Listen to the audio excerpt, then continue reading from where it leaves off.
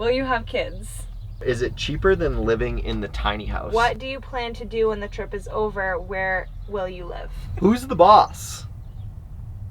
Happy Sunday, everyone, and welcome back to our channel. Today we are answering all of the questions you guys have, and we cannot wait to see what you have to say. I haven't really read any of the questions besides a few, so this is going to be a surprise for all of us. Yeah, we got a ton of questions from Facebook, YouTube, all other social media platforms, and I try to put them into categories. So we're going to go down through. This video might get long, but we hope you guys enjoy it and get to know us a little bit better. Let's get started. First category is destinations.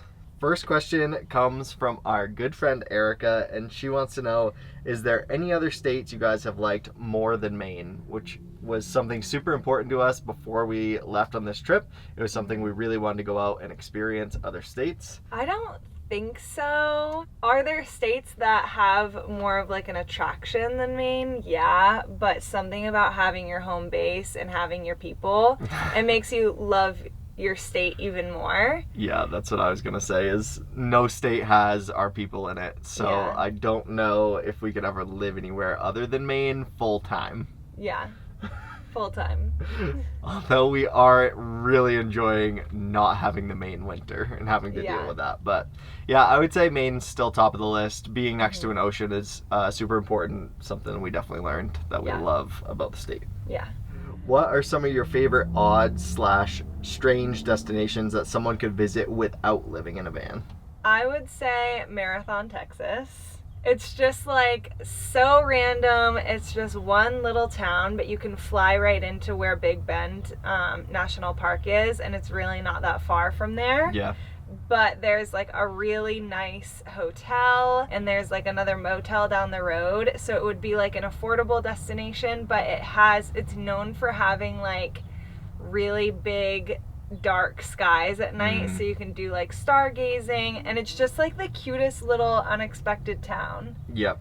When I think odd or strange, I think back to when we first kicked off this road trip back in the state of Maine, and Nervous Nellies was someplace right on the coast. You can drive to it, and you know, it wasn't too far from Acadia. We drove from Acadia down, so I would say that's probably my number one odd or strange one to visit.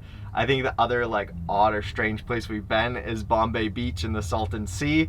But there is really no place to stay there unless you have a van or you really want to travel. You know, I guess you could go up to the hot springs where we stayed, but yeah, I think Nervous Nellies back in Maine. That's a good one. Kaylee wants to know, what is your favorite place that you've traveled to so far? Which is so hard. I don't really know. People have asked us this quite a few times as we've traveled. And it's just so hard because we have like favorite things about every place we go to. I mean, overall, we love Arizona. Yeah. Only missing an ocean. Yeah. That's really the only like downside to Arizona, but something about Arizona, we just like keep coming back here. Yeah. And it's so easy to live in with a van. I was gonna say Arizona, especially like in and around Phoenix, but now we're getting to explore more northern Arizona. I'm sure this will change, but yeah, I would say that's probably the favorite right now. How do you decide on places to stop from Avery? Like a big part of it is research. When we sit down and do research and we try to find cool places, you know, some things that are under the radar, we usually will stop. And then like looking at iOverlander, making sure it's safe, checking all like my other apps and websites if we're gonna sleep there overnight. I definitely try to look at reviews from other people and try to base our decision on that. The other big thing is weather. We try to look ahead in, you know, a week or two ahead to see if places are warming up. We've been waiting to get into northern Arizona for it to warm up so it isn't below freezing at night. So that's another big factor. I don't know. Anything else? I feel like too, if we're looking for something interesting to do or see, we've really utilized the website Atlas Obscura. Yeah, that's true. like where we found Nervous Nellies and like some of the other just like random odd places we've been. So that has been like an awesome tool for us to decide where to go. True. What are your top 3 states that you had the most fun in?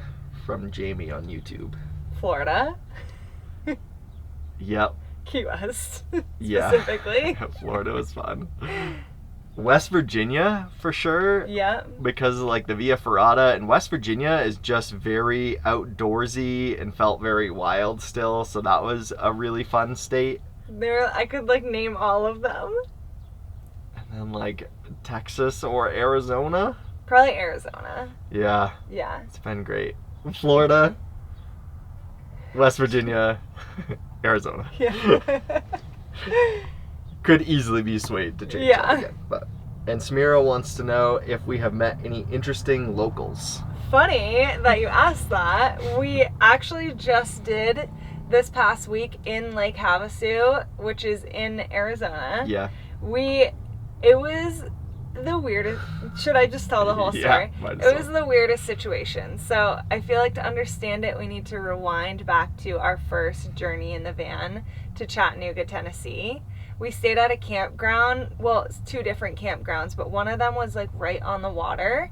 And our neighbor didn't have enough space on his campsite for his boat trailer. So he came over and talked to Cody and they became friends, and we allowed him to park his boat trailer on our site, and in turn he took us out on a boat ride. So the other day as we were walking, we were looking at how fun Lake Havasu looked. Like there were just like boats everywhere. Like it was just the vibe. Yeah. And I looked over at Cody. I'm like, man, I like wish we could meet people like we did in Chattanooga, so we could go out on a boat and like have the local experience. Not even like 5 seconds later. Literally, like not 5 seconds later. Like it like happened like this. A couple walked by with like the prettiest dog, so we obviously stopped them to pet their dog, and they were wearing Route 66 shirts. So I was like, oh my gosh, are you traveling Route 66? They weren't, because they were locals. Yeah. And we just got to talking, and one thing led to another, and they invited us out on their boat the next day, and it was like one of my favorite experiences we have ever had, like living in the van. Yeah, shout out to you, Don and Carol, if you're watching this. We had such a blast. They took us out for dinner, and we just got to know more about their lives, which is exactly what we wanted from this trip. Mm-hmm. So yeah, that was just such a crazy one. It just happened the other day, so that was a great question. Next category, and Rachel wants to know, what kind of safety precautions do we take when we park at night? I mean, we try to stay in places that other campers or van lifers are also staying at, so we feel like safer with numbers. Yeah, safer with numbers. That's what I was trying to find. Cody does all the research, so if there's any negative reviews on places to sleep, we won't stay there. Yeah. And obviously we lock our doors, and yeah, I think window covers, like blackout, we'll try to shut the lights off as soon as we can. I think it's pretty simple things, a lot of research, reading other reviews, and then the final thing is, if we don't like the vibe of the place, we just can get up and drive the house somewhere else. So yeah. And if anyone ever comes close to the van, Cliff will let us know. Yeah, it's like a built-in alarm system. So he's crazy. Not at the moment. No. He just got to play ball. So, but we'll get to, there's a whole category of questions for and about Cliff coming. Questions for you. Stay tuned. What does a daily routine look like on the road? Asks Ruby. I mean, I think the beauty of this trip is that we don't have one.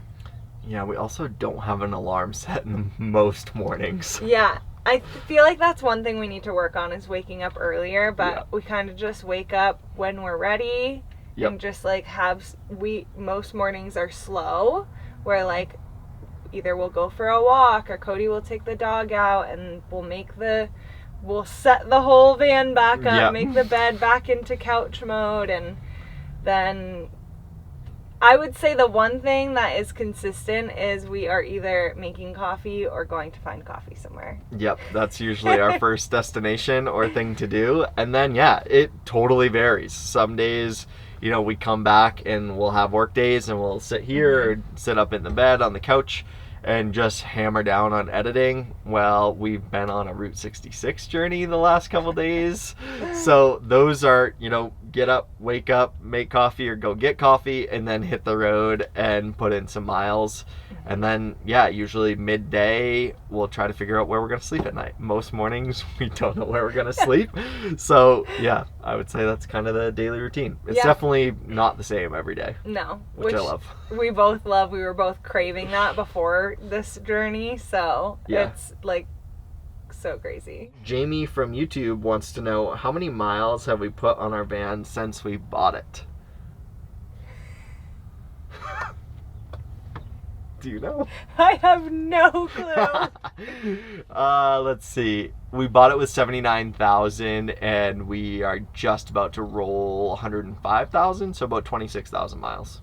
I was going to say 30,000, so. Yeah. And I mean, that's buying it in Florida, driving it to Maine, Maine to Tennessee, back to Maine, to northern Maine, all the way down to Key West. No, down to Pennsylvania, back to Maine. That's right. Yeah, because the van broke down. Maine, zigzag all the way down the East Coast to Key West, back up to Maine, and then we went all the way out to California, and now we've worked our way back into Arizona. So some of our family members have maps printed like in their dining rooms, and it's so funny to see their lines because it's not like a straight line anywhere. We're just like everywhere. Yeah. Sorry for the noise. We're in a Cracker Barrel parking lot right next to the road, so if you guys hear road noise, that's why. Least favorite part of van life and your favorite part? I feel like my favorite part is what we just said. Like, you just like never know what's coming, and like when you wake up that morning, you A, don't know where you're gonna sleep, and B, you don't really even know if it's gonna be like the best day ever. Like, we had a couple days this week where we woke up and thought we were just gonna be like traveling along Route 66, and they were the best days ever. Yeah. And so I guess that leads to my favorite part of van life is the way we're doing it out west. We have no plan, we have nowhere to be, so we're not rushing along. Like, when we get the opportunity to go out on the boat with people we just met, we can say yes because we don't have things booked ahead of us. That has been so freeing. That's absolutely been my favorite part of van life.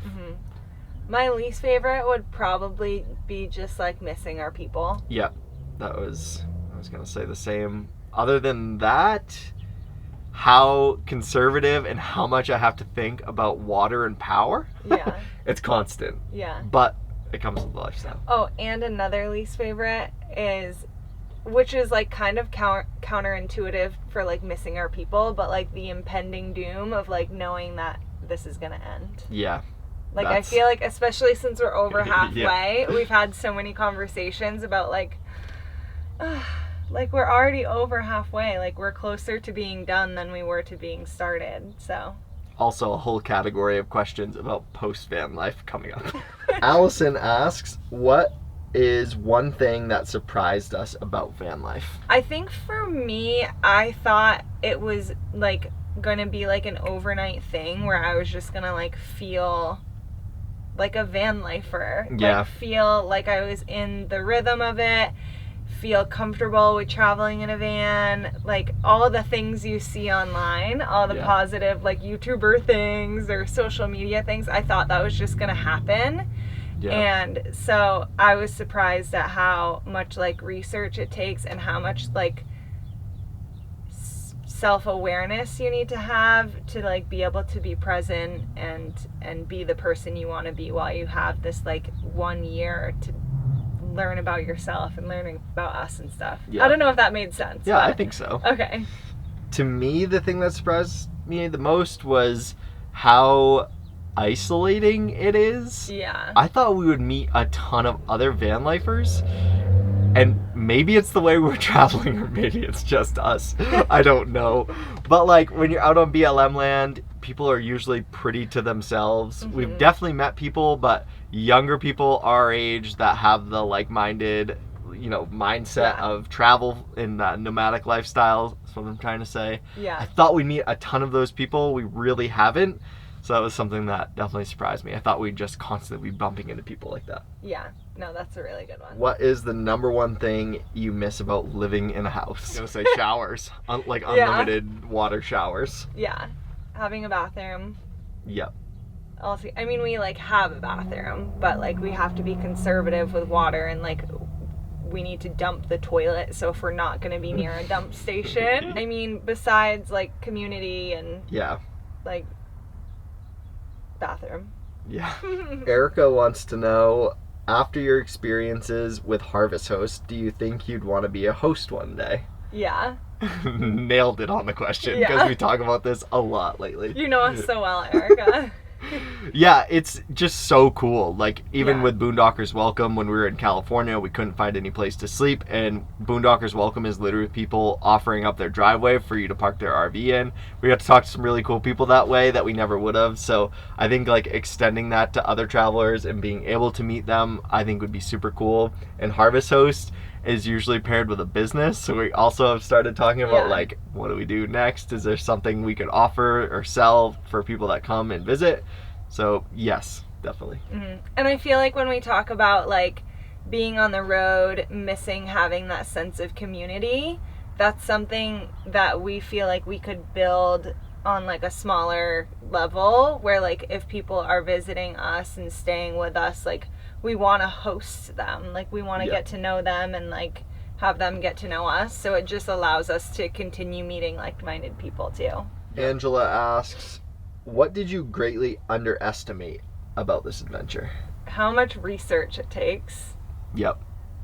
For me personally, you knew going into it, like we were prepping to leave, and I mean I was still working my full-time job, and I would get home and Cody would be like, can you help me research? And I just was so exhausted at that point, so I unfortunately didn't get to experience it before we left. So once we did leave, I was like, wow, buddy, you've been doing a lot of research. It just takes a lot of time to dig through it all. I would say like the stress of mechanical issues and like how much that weighs on me. Like every time you turn the key, just because of the things that happened to us on the East Coast with our van, the amount of time I think about the van mechanically, underestimated that for sure. I also underestimated, like, obviously we knew we were gonna miss our people. True. But I don't think we realized until like after the holidays and we've been on this like long stint of not being with them, how much that would burn. Yeah. I've had a few meltdowns. Yeah. We're just so used to having people around. We're super close with our families, so that's just always been a part of our lifestyle. So being literally on the other side of the country, I think adds another layer to it too, because like East Coast, it wasn't this long of a gap though. So yeah. And I mean, back home we live on what we call a compound with like our best friends. Yeah. So it's hard to go from like being used to like seeing your people almost every single day and in some shape or way to not. Yeah. It's hard. It is. Chandler asks, do you guys still have, quote, pinch me moments as you're living out your dreams? Yes.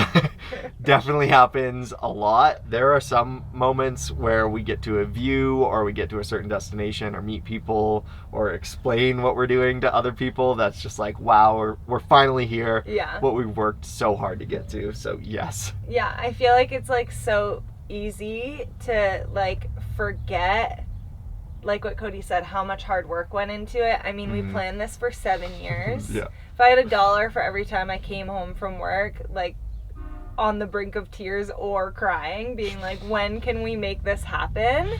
Yeah. We would have enough money to stay on the road forever. Yeah. But it is like you kind of have to force yourself to be present, and those are the moments that are like the pinch me moments, like watching the sunset from a random mountaintop or what have you. That's when we look at each other and we're like, holy crap. Yeah. What books or podcasts have you guys been enjoying while on the road, asks Allison. We don't really agree on podcasts or books. However, yeah, we did have a long stint of listening on Audible to the whole series of the Hunger Games. Yeah. And we still have one book left, the Ballad of the Songbirds and Snakes. Is that the... Yeah, which we saw at a drive-in, which was a Harvest Host. So we literally watched the movie out the back of the van. When it was over, we shut the doors and slept there. And ever since then, we've kind of been hooked on the Hunger Games. I read it in high school, but it was I pretty much forgot it all. So Yeah. it was really, really cool to listen back through it. Mm-hmm. And other than that, like, we kind of we'll listen to our own podcasts. Yeah. Which, I mean, I do like true crime or like anything random like that. And Cody will do like F1 podcasts, Yeah. Lex Friedman, I don't know, Joe Rogan. Like, just sit down, listen to people talk. So, yeah. What are you currently reading? Physical book reading, The Untethered Soul, which is like a self-help book about like grounding yourself and being present. And I just started reading A Little Life, and I'm like scared to keep reading it because everyone says it's so sad. So I've been putting it off forever. Allison also wanted to know, how much do we miss the compound? Oh my god. Again, I've like had like mental breakdowns. A ton. It. It's A hard to ton. put in words. If I could fly home just to like spend a day with the compound, I mean, we tried to come up with a master plan to like surprise everyone on the 4th of July, but Yeah, driving across the country and back was getting more and more expensive as we found the details. just doesn't make sense, but we miss the compound so much. Yeah. Next category is a few questions about relationship. My mom asks, have you learned anything new about each other being together so much during van life? Yes, it's being together so much, and we're also like working together really for the first time full time. So that was interesting, of like how to motivate each other and know like the give and take of Jill will start an edit, I finish an edit, so there's like creative freedom, but then some things get cut that you've worked on or vice versa. You're like, I don't love that. So I think feedback is super important, and like motivation, I think, for me. I feel like too, we're learning new versions of ourselves. Yeah.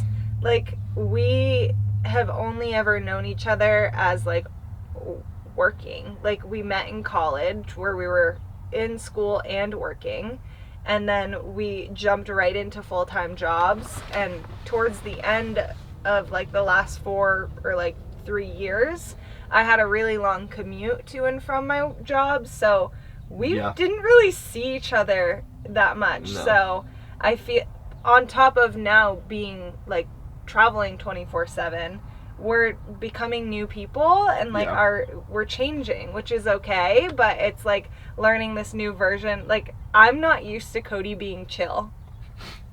Yeah, I'm chill. Like, I used to be the chill one, and now he's chill. So it's just like learning, like, just like being with each other through every change, I think is so cool. How has van life changed your relationship? I mean, I think we communicate so much better. I agreed. And just so much more. Yeah, so much more. We've had to learn how to like give each other feedback, which I think in the past we've kind of struggled with, because we both have been like bosses in our own terms, and we like hold on to our creative work so tightly, so it's hard to give feedback on art.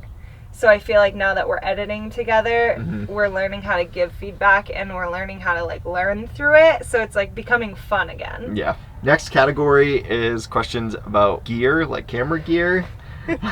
All you. I will take those. All you, buddy. My cousin Kyle wants to know, how do you power all of your editing computers and your cameras? Is it all off of the solar panels? The answer to that is yes. We don't have any other way to charge the van. It's all the solar that we have on the roof. We don't even have our alternator charger hooked up. I have it set up to like wire it, but just never did, and we haven't really needed it. So I have a full cabinet dedicated to charging. It had 12 different USB ports in the back to be able to charge all the batteries. Literally just a whole cabinet designed for charging computers. And yeah, all that energy comes from our solar panels. Justin wants to know the do's and don'ts of FPV, first person view drones for newbies. I would say some do's would be to get a controller and a good simulator on the computer first. It'll allow you to fly in manual mode and not cost yourself hundreds of dollars every time you touch the ground. And the other thing is, but even before you go fly outside and you have the goggles on, if you get motion sick at all, you're gonna essentially have to train through that. So I would suggest doing that on a simulator. It's about the same when it comes to that. The don't would be when you're outside and you finally start flying, don't turn your head. Well, like, that's what your brain wants to do because it's trying to figure out what's to the left or to the right, and you'll start kind of moving your head around. That will make you motion sick, or at least it does for me. So I always try to sit somewhere where I can either just put my head down or up against something so I can keep my head stable. And then my other suggestion is, I love the brand DJI. They have an Avata which has controls that will make it extremely easy to fly, and their battery life is longer than anything else. So they just came out with a second one this week, so a bunch of the first ones will be used on Marketplace, so I would suggest starting there. And I mean, like, as I've watched you, like, the first few times you do it outside and you're like actually doing the thing, like, do it somewhere safe.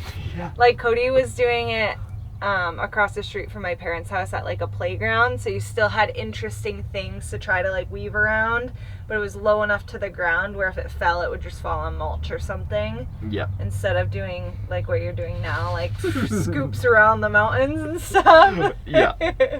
So yeah, that would be my do's and don'ts for FPV newbies. Next category is for the star of the show. That would be Cliff. Cliffy boy. And Bev wants to know, who's the boss? It's this one. He's the boss. He really is. Yeah. We've changed a lot of our travels based on Cliff. We do not like to leave him in the van for long periods of time. He doesn't like that either. Really at all, let alone long periods of time. Yeah, so like national parks, most of them are out. Going out to eat, we really decide whether or not to go there based on if he can come, if they have outdoor seating. When we got Cliff, and like before we got him, we knew that this was going to change our van trip, and we were okay with that, and it's definitely worth it. But Cliff is the boss. Yeah. Jamie from YouTube wants to know, how old is Sweet Cliff? He's 4. Yeah, a lot of people come up to him and one think he's a doodle, two think he's a puppy, but he's fully grown. He's a puppy forever. He acts like one sometimes. No. This question is for Cliff, who's a good boy. He's a good boy. He's a good boy. Kaylee wants to know, how is Cliffy boy liking van life? I think he has his moments. Yep. Like today, he was his like prime day of van life. We had an editing day today. So instead of just like parking somewhere random, we'll go to a park. So every once in a while, we'll go outside, and I don't even want to say the word, but we'll play BALL for him. And so that is like what he lives for. Yeah. So days like that he loves hiking days, just days that we're out on like BLM land in the middle of nowhere where we can just put him on a long lead and he can just stay outside and roam freely within 30 feet of the van. Yeah. He loves those days, just sitting outside in the sun usually and just smelling all the smells. Yeah, that's like one thing we recently learned, because normally he wants to be like right by our sides all the time, but on like a big wide open piece of land, he will be outside and we'll be inside. Like he just wants to like enjoy the sunshine, which he gets that from me. Yeah. What has Cliffy's favorite stop been so far? Probably Key West, when he saw his family again, or our stop back home for the holidays. Yeah, I would say like back to the BLM land, like on Yeah. Saddle Mountain, or when we were in Quartzsite, he was outside a ton and would, if we were working, I'd just toss the ball for him. And yeah, as far as like favorite stops out west, that would probably be one of them. Has it been easy traveling with Cliff? Have you been able to take him to restaurants? We're always so pumped when we can take him with us, and I would say 9 times out of 10 we're able to eat outside because we've been chasing the weather, so it works out really well. And that, 1 out of 10 times we do leave him in the van. He has been settling. We turn the AC on. He's all comfy, but we have to make sure that he gets his exercise first or he's whiny. Yeah. Erica wants to know, what's Cliff's favorite treat? Blueberries. Carrots. PB. He almost picked his head up for that one.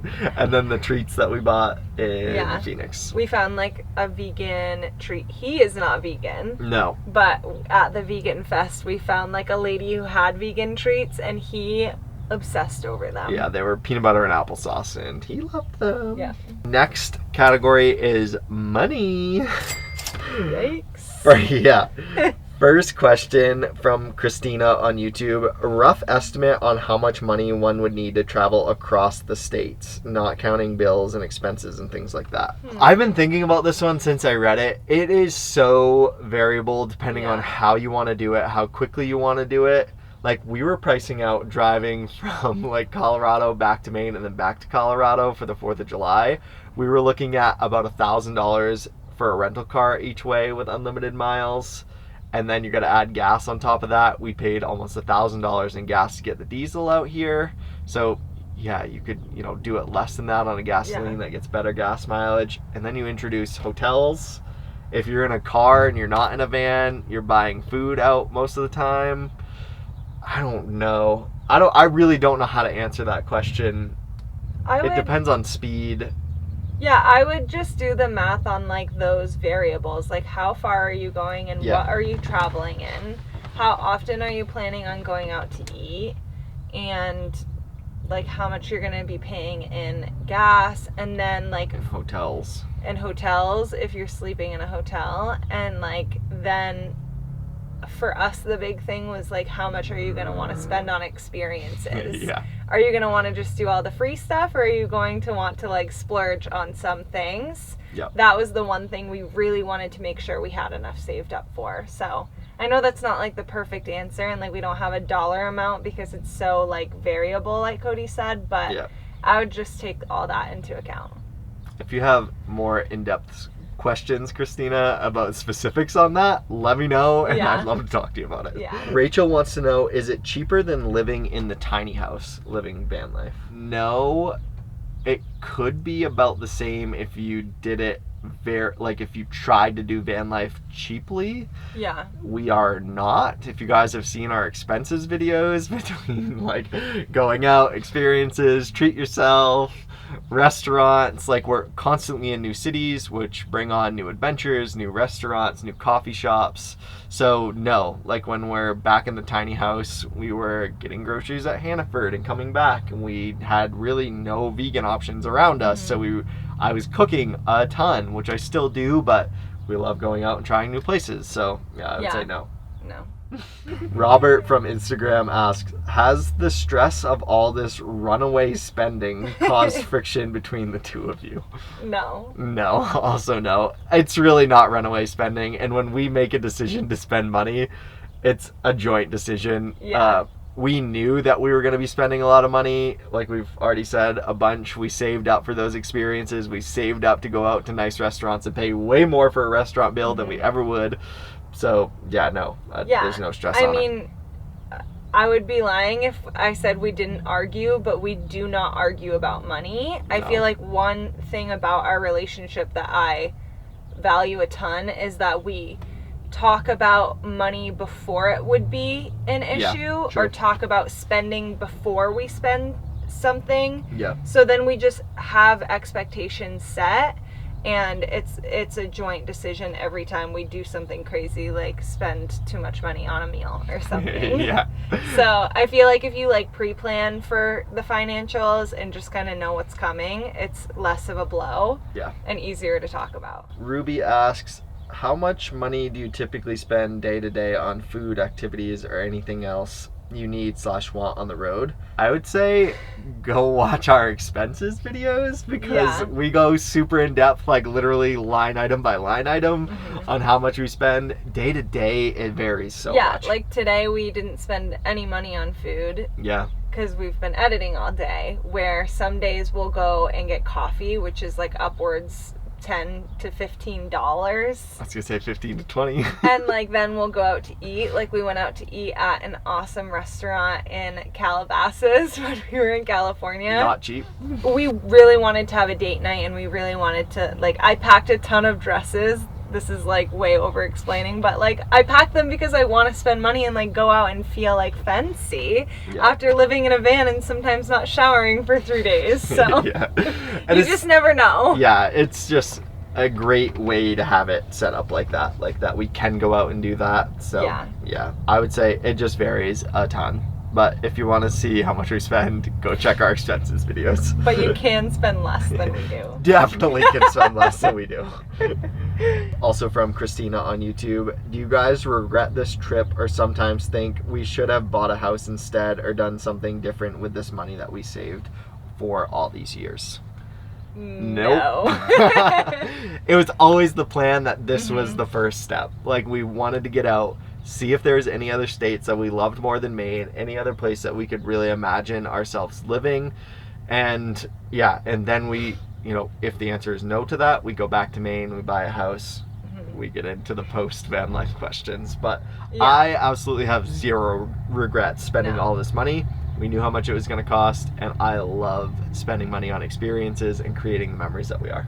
We kind of like had a vision for like making plans while we were on the road. So like not only are we learning about each other and all of that, but we're also learning about what we want our future to be like. And I think if we would have jumped into buying or building or just like settling down, that would have been a mistake for us. I know to some people it seems a little crazy that we have spent as much as we have on this experience, but it's something that we really wanted to do, especially before we have kids. Yeah. So next category is food, and our first question comes from Brooke. What are your favorite on the road snacks? Everything. Yeah.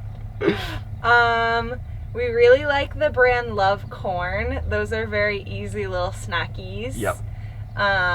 I think like the cheddar cheese one is like our favorite. For sure. All these snacks are vegan, by the way. Yeah. And then there's another brand that we found at the HEB, which I forget what they were called. They were like these little rice snacks, but they taste like pancakes. Yeah, buttery rice crisps or something. Yeah.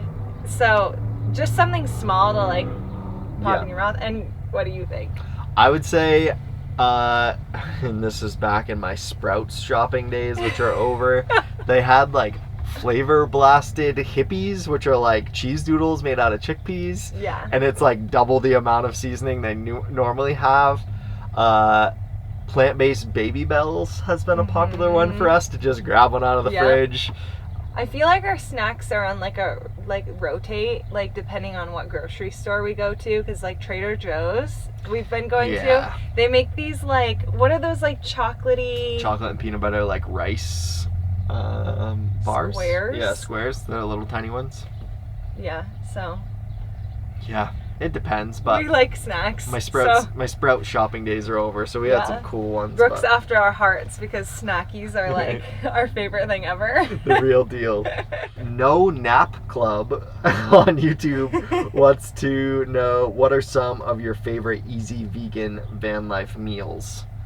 Salads. Yeah, salads is an easy one. Just throw together. We do that a lot for lunch. Just chop up some veggies. We usually have pre-made dressings in the door of the fridge, so that would be one. I would say like anything to do with like rice bowls or like veggie fried rice. Tacos. That's the other one I was trying to think of. We just had tacos. And but it's so easy because like we have a whole space where Cody's sitting for cans, so like canned beans, corn, lentils, like lentils, all of that you can just like shove in a pan, warm up a corn tortilla and toss it on. Like, it's so easy. Putting taco seasoning on some canned lentils like gives a really good kind of like ground beef replacement, and it's so like everything's cooked, so you're just seasoning things up and then cooking your corn tortillas. So I would say tacos is probably the favorite. I think we overdid it a bit in Texas. We've taken a little break and now we're getting back into it. What's like, going off script here, what's like your favorite like non-easy meal? Like it's like you have to be wanting to cook. Lion's Mane chimichurri non-wraps. Yeah. They're so good, and it almost comes out like a burnt end, and then with like a really flavorful sauce. I have Lion's Mane in the fridge, so we're gonna have that soon. Cody's the chef in the family. So. I love cooking. Sue wants to know, where have you had your best cup of coffee? Are we in agreement on this one? I don't think so. I don't know. Where's yours? Vacation Land Coffee Roasters in Bar Harbor. Way back. Another point added to loving Maine. Yep. I don't know if it's just because it's like so recent and we're back in Arizona. Although Vacation Land, like I bought shirts and I wanted to buy their coffee. Like I was obsessed. That was some of the best tasting coffee from a coffee shop I've ever had. If you guys are ever in Bar Harbor, you have to go. They also have mimosas. Yeah. So, for my mimosa people out there.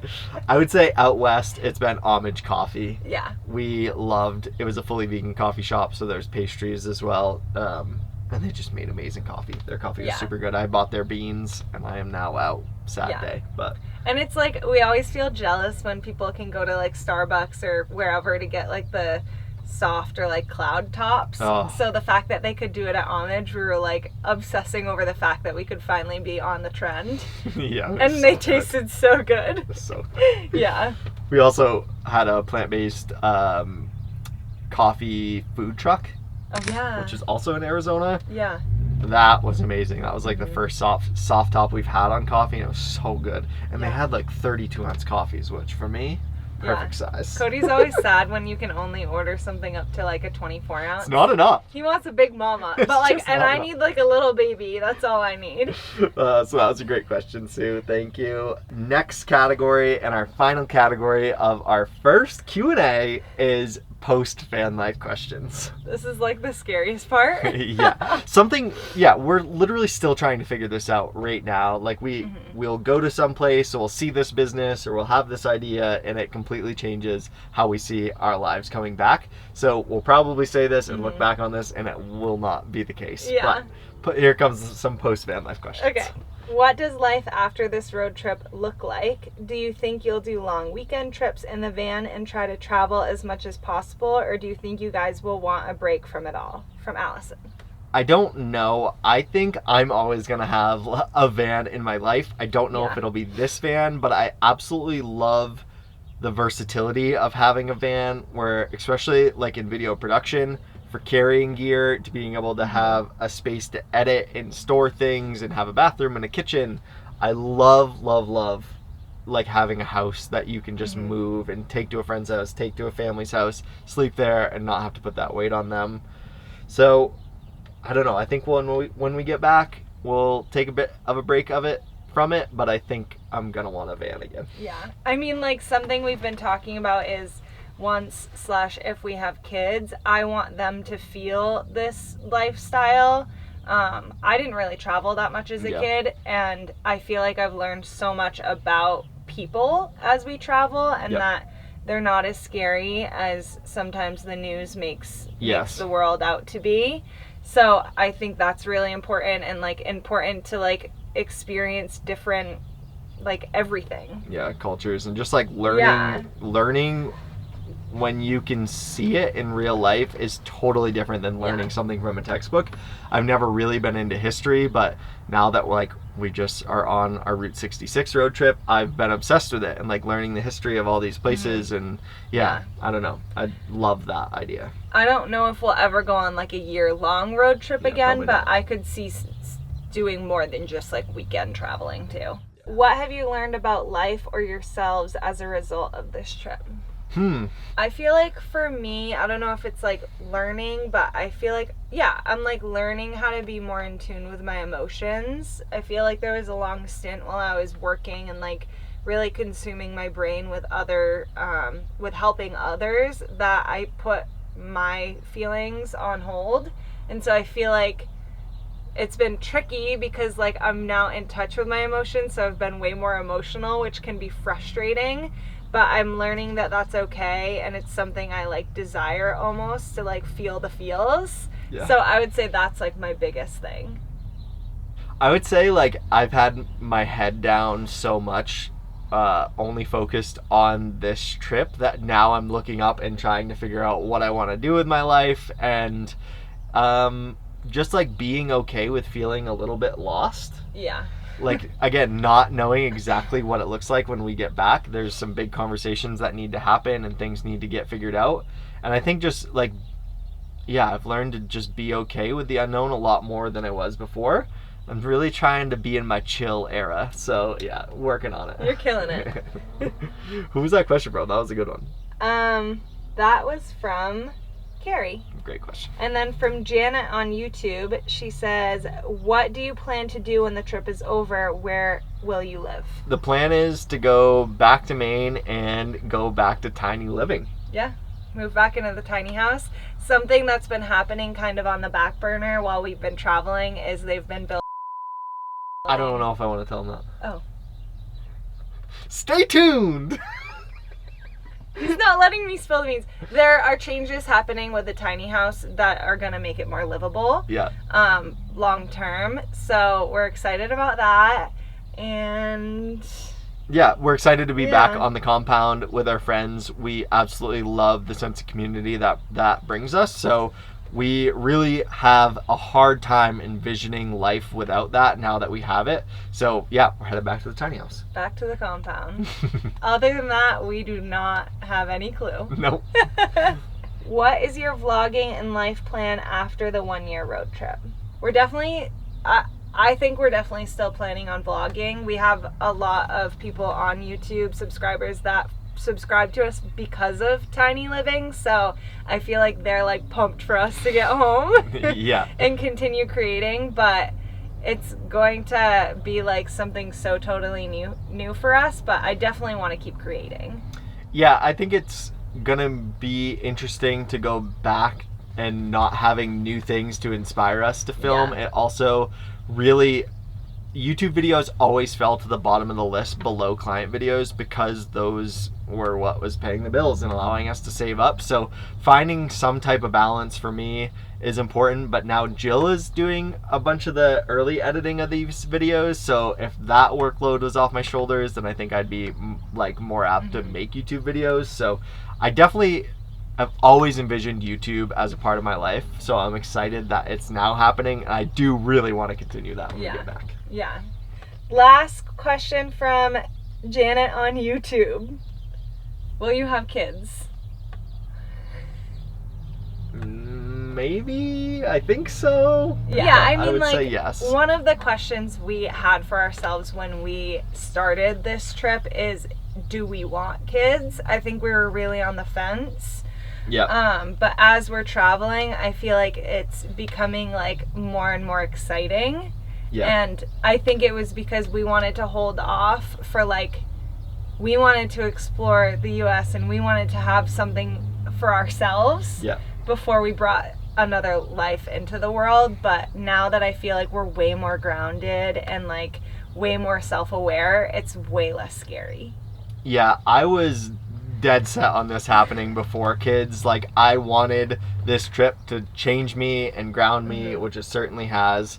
And I would have always regret not getting out of Maine and seeing the US. That's something I always desired to do pretty much since I can remember, was wanting to travel, wanting to do a big trip, and having that memory for us is so important. So yeah, I would say, and again, I really had my head down, like wasn't thinking anything beyond the van trip.